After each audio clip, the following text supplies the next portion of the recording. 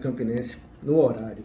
Consultório JM de hoje, falando sobre síndrome do intestino irritável ou síndrome do cólon irritável. A síndrome do intestino irritável, Arimatea, é um distúrbio na motilidade intestinal, que não está associado a alterações estruturais ou bioquímicas e que se caracteriza por episódios de desconforto abdominal, dor, diarreia e prisão de ventre, presentes pelo menos durante 12 semanas, que podem ser consecutivas ou não.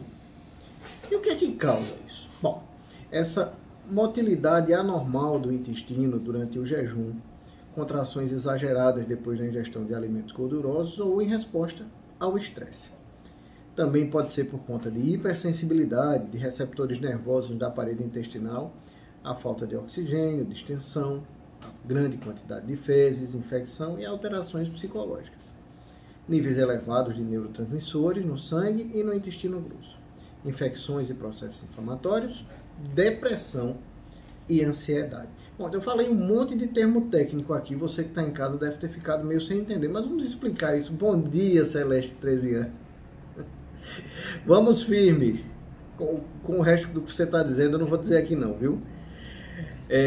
Mas e o diagnóstico? O diagnóstico, Gabriel, da síndrome do intestino irritável é baseado nos sintomas, na ausência de sinais relevantes verificados no exame físico e na visualização direta do intestino através de um exame chamado colonoscopia, que é uma endoscopia do intestino grosso.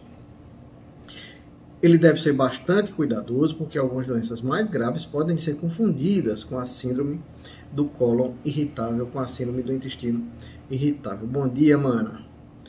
Os sintomas principais são, preste atenção você que está em casa, desconforto abdominal, dor, cólicas, alternância de períodos entre diarreia e prisão de ventre, flatulência exagerada, ou seja, aquela pessoa que solta muitos gases, e sensação de esvaziamento incompleto do intestino.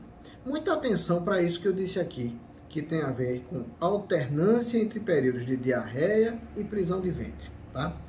Esses sintomas, eles podem piorar depois da ingestão de certos alimentos, como cafeína, álcool e comidas gordurosas.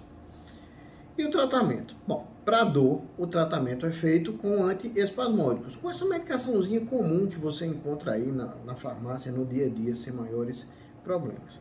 Para aqueles que não resolvem com esses antiespasmódicos, com esses analgésicos mais comuns, às vezes é necessário usar outro tipo de medicação, como anti-inflamatórios, antidepressivos tricíclicos e, nos casos mais rebeldes, mais difíceis, até mesmo o uso de morfina pode ser indicado.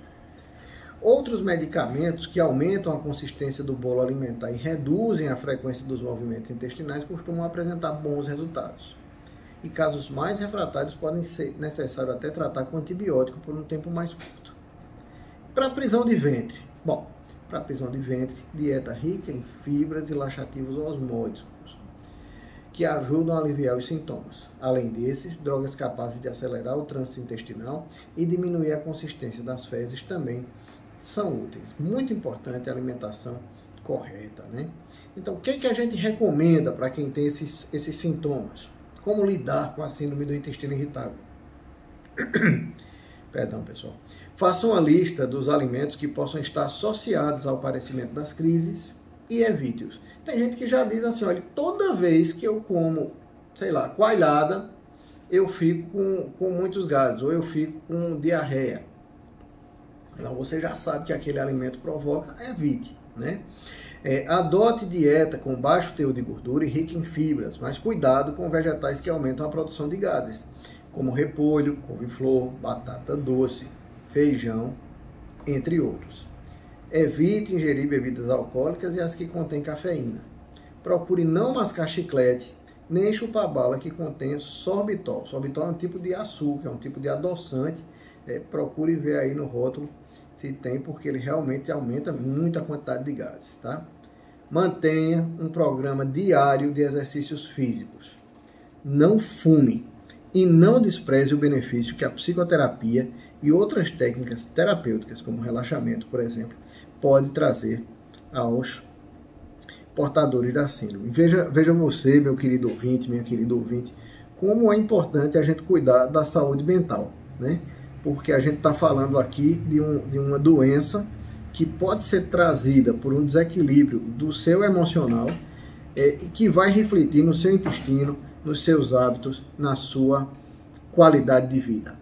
Bom dia para Saulo Pinto, para Ana Lúcia, para Valéria Cavalcante, para Gil, meu cunhado, Socorro Belarmino pedindo para falar sobre síndrome de Cushing. Prometo trazer o tema numa das próximas colunas, Socorro. Síndrome de Cushing é uma consequência do uso de corticoides, né? Osana, Gel. Grande abraço para o pessoal que está também no Instagram acompanhando a live.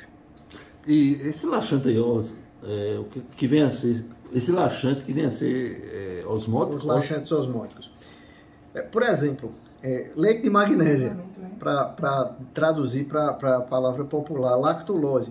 Eles são componentes, são medicações que vão fazer com que a água fique mais, ao invés de ser 100% absorvida ou muito absorvida, fique mais molinha o bolo alimentar, que as fezes fiquem mais amolecidas, né? Um dos problemas de quem tem prisão de ventre, quem tem constipação, é que as fezes acabam ficando ressecadas, muito duras, e fica mais difícil de evacuar. A pessoa tem que fazer mais força para evacuar.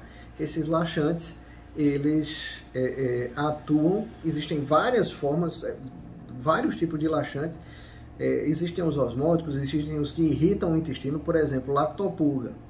Lactopurga é uma medicação que causa inflamação no intestino. Aí ele aumenta a motilidade. O intestino é um órgão, minha gente, que se mexe sozinho, né? Quando a pessoa deita a cabeça no colo do outro, da mãe, do pai, do namorado, da esposa, a gente escuta a barriga roncando, né? Aquele roncar na barriga são os intestinos se mexendo. Então o lactopurga atua aumentando essas contrações, esses movimentos intestinais. Bom dia, Tiago. Já os laxantes osmóticos, eles atuam de uma maneira diferente. Eles atuam retendo a água dentro do bolo fecal e deixando essas fezes mais amolecidas.